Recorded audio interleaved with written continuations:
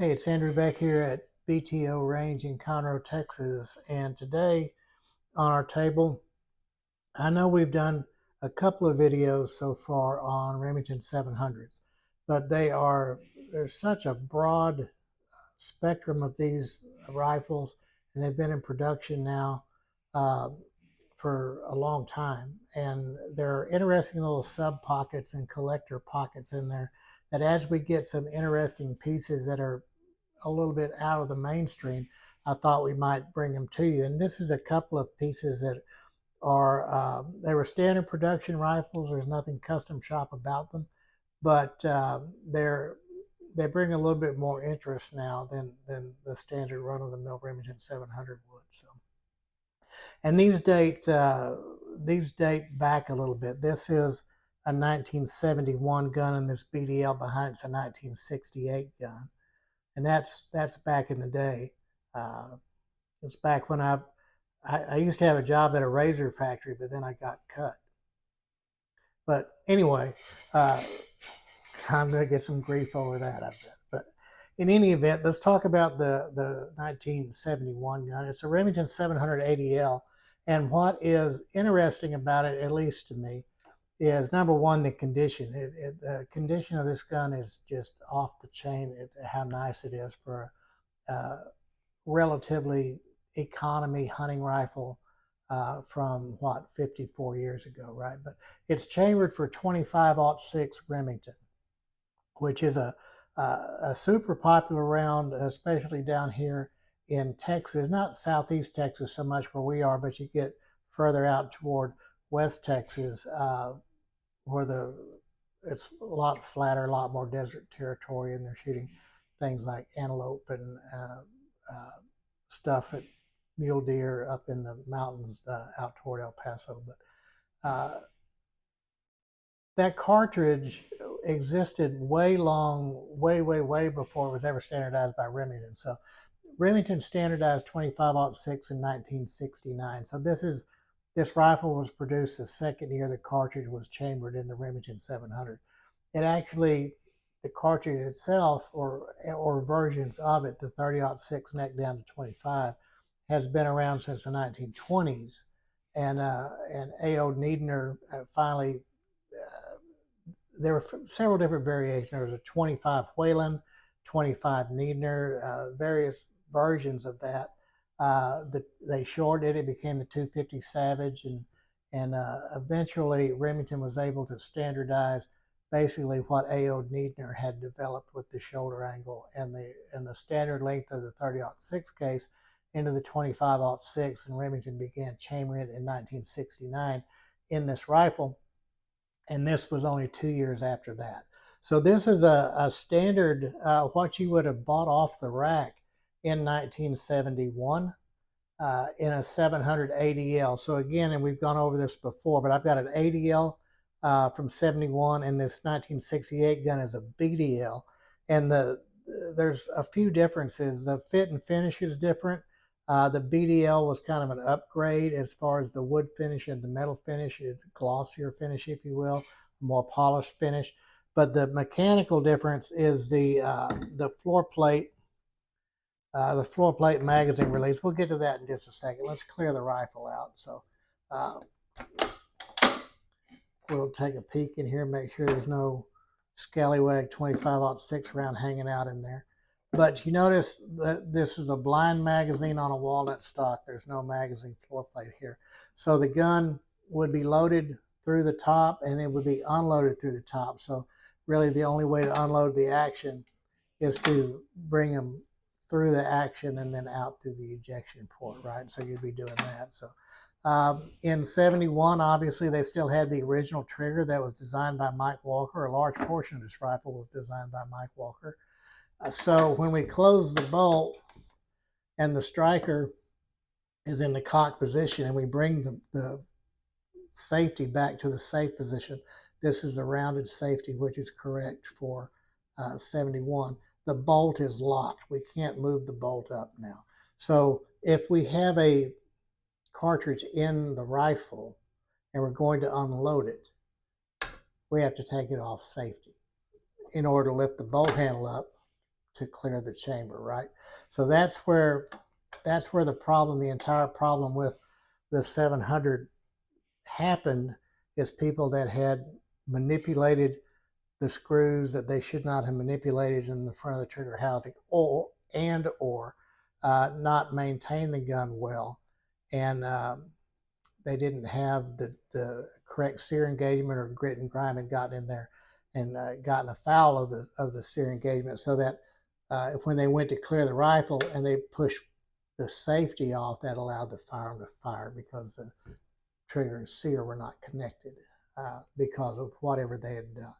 So that's, I mean, and that's really super oversimplifying the whole trigger thing with that Walker trigger. So what we've done with these triggers, uh, and what Remington suggested even in the 80s, is there's just a simple lobe. There's a bar inside here that rises up and locks the bolt. So it's part of this safety lever. So it's just a simple matter of cutting that bar off. Doesn't require replacement of parts. It can be done even without taking the trigger off the rifle.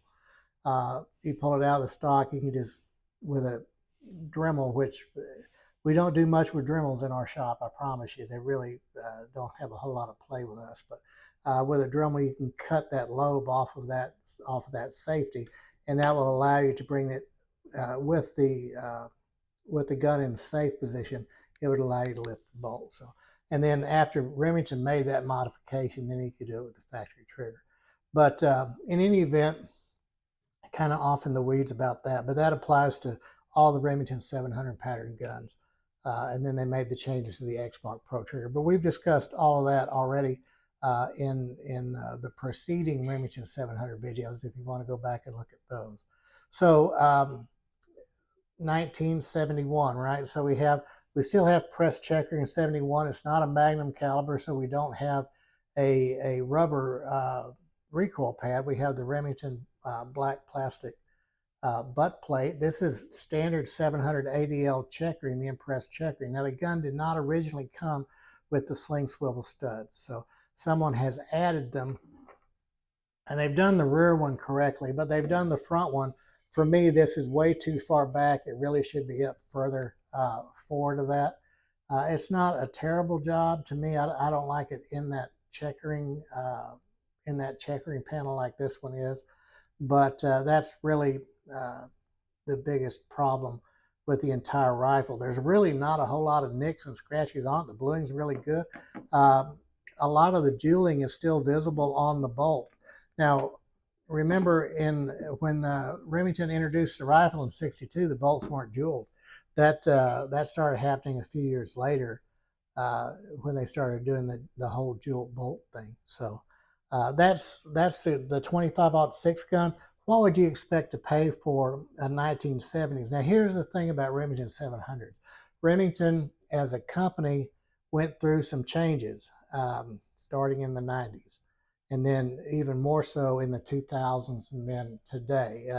The Freedom Group, the Cerberus Capital, all these corporate conglomerate entities bought Remington, and I think there's general agreement in the shooting public that the quality slipped, the quality kind of dropped with the Remington product later in production. It remains to be seen whether the current rim arms can bring that back up or not. But certainly Remington in the 2000s, 2010s did not have a great reputation, or at least not like it used to have. So the heyday, if you will, of the Remington 700 is going to be that 60s, 70s, and 80s guns for sure. It's when, and again, generally speaking, from a shooters and Remington collector's perspective, seems to be the sweet spot where you want to find your Remington 700s. So we always talk about originality, scarcity, and condition. The guns aren't scarce. 25-06 is not a scarce caliber. It's relatively uncommon compared to 30-06, 243, 270, that kind of stuff. But I mean, there's a bunch of them made. But the originality is great, except for this, the swivel studs. And swivel studs, I mean, you would almost expect it in a rifle that didn't have it, that was used for hunting, that somebody would put them on there. I just wish they'd have put this one. I don't know why I'm so hung up on it, but it's just a little too far back for me. But in any event, if you set that aside for a second and you look at the condition of the rifle, the checkering pattern, it's an impressed checkering pattern, yes, but it's nice. It's not been reblued. Um, the It's not been sent back to Remington. There's no such factory stamp on the left side of the barrel. So I would expect this gun, or guns similar to this gun, to easily be above 600 bucks as a realistic retail price on that. I don't think it would bring seven. It might for somebody that really wants a 25-06 in, or to fill a collection hole or something. It might do that, but I think it would draw every bit of 600 is what you would expect to pay for it. Let's move on to a little bit older gun. It's not in quite as nice a shape, but it has a couple more interesting bits to it. This is 1968. It's a 700 BDL, so it's got the ebony foreign grip, the ebony, or well, I say ebony, it's not ebony wood, but it's black. The pistol grip cap, and the fore-end cap. So it has a factory Remington recoil pad because it's a 7mm Magnum. So it's 68, 7mm Magnum. We have a couple of things going on here. The barrel is stainless steel. Even though it's blued, the barrel is stainless steel. So when Remington introduced the 762, really became widely available in 63. They introduced a 7mm Magnum cartridge with it, and they did it in stainless steel barrels. And what would happen is in this particular model, from 62 to 1970, they were stainless steel in 7 mag, 264 Win Mag, and 300 Win Mag in the Remington 700. And they're marked as such. They're stamped on the side of the barrel. Underneath the caliber designation, you'll see the word stainless steel. Also, the earliest Remington 700s chambered in 17 Remington were also stainless steel barrels, but were not marked. But these are. So you notice it's blued. How do you blue stainless steel? Well, you don't, and not well. So Remington actually plated the barrels. They plated them in copper, then iron, and then they were able to blue it. So when we see wear patterns on these stainless barrels on these early Remingtons, we see it usually as pinprick wear instead of typical rust wear on these barrels, and usually they'll show through as silver specks, and you can't touch them up because that wear has gone all the way through those plated coatings and all the way down to the stainless steel. So any kind of touch-up blue or anything like that won't affect it. So the other interesting thing, or the other thing that collectors are going to look for in a gun of 68, 69, 70 vintage, late 60s vintage, is this checkering pattern. It's called a fleur-de-lis checkering pattern, from the obvious fleur-de-lis pattern here. Because in 69/70, they changed the checkering pattern again to the ribbon checkering pattern. So Remington 700 collectors can really get in the weeds about which checkering pattern, and they want all of them, right? So they're going to want the earliest style checkering, then they're going to want the ribbon checkering, and then the more planar checkering, and then the skip line checkering as the stocks progressed through the years. So the very earliest ones, like the very first year, maybe 60, whatever was produced in 62 and the first little bit of 63, had 23.5-inch barrels. This is a 24. They standardized 24 inches at that time. So also, this is an old Redfield JR scope mount here with the rings, and it's got the optional flip-up aperture sight on the back for those that were wanting somehow to use. They would have to have some kind of see-through rings, but that was available. I don't know. I have never. I've seen these bases. I mean, back when I was young, people had rifles with this base on it, with a scope on it, but I have never seen anyone use this aperture for anything. Not sure why. I mean, I guess if your scope failed and you would have to take the scope all the way off, and then you would have an aperture rear sight in your front sight, because you probably had to remove the rear sight for the scope bell, for the scope objective bell. I can see that happening. I've just never known of anyone having to do that before. But in any event, a 7mm Magnum from '68, that cartridge was introduced in '62 along with the Remington 700 rifle, or announced in '62, generally available in '63, with the fleur-de-lis checkering and the stainless barrel. So the stainless barrel does bring a premium, typically a 10 to 15% premium over, like for example, a '70s gun when they went back to the chromoly steel and got away from the stainless barrel in this gun. So if we apply the same three sides to this triangle, right? Originality, condition, and scarcity. The scarcity comes from the fact that this was between '62 and '70 is the only time they produced this barrel with this, or this gun in this configuration, right? So the originality, if it had been restocked, it would be a major hit because people are going to look for the fleur-de-lis stock and gun of this age. So one thing, I mean, and we've talked about it before, the date codes. How do we date the rifle? The serial number, most people will tell you the serial number is meaningless on the Remington, but that's not true because there are known letter prefixes, right? And you would expect to see guns without letter prefixes. So if this gun date code, the letter code on the side of the barrel that we've talked about before, dates it to 1968, which is consistent with where that 6-digit serial number lives. So if this had a serial number that started with an A alpha, then something ain't right, because the barrel date code and the serial numbers don't jive. So the barrel date codes don't match the general range of years where that serial number prefix would be. So serial numbers do mean something. They're just not precise like they are in some other manufacturer's guns. So if we're going to evaluate this rifle, we would look at it obviously as a whole. The barrel hood's still there. That's great.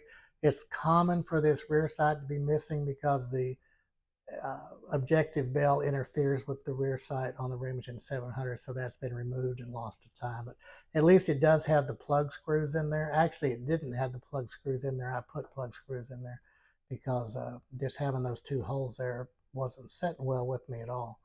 The sling swivel are factory on this gun. That was one of the upgrades on the BDL. So we see a lot of hunting wear on this gun, finish-wise. There's some oxidation to the receiver. So, I mean, the gun's been carried, the gun's been shot, the bore's great, but it's not as high condition as I would like it to be. So actually this BDL to me, and this pad, by the way, these pads tend to harden with time. They're not pliable anymore. They're kind of just hard. So that detracts from it as well.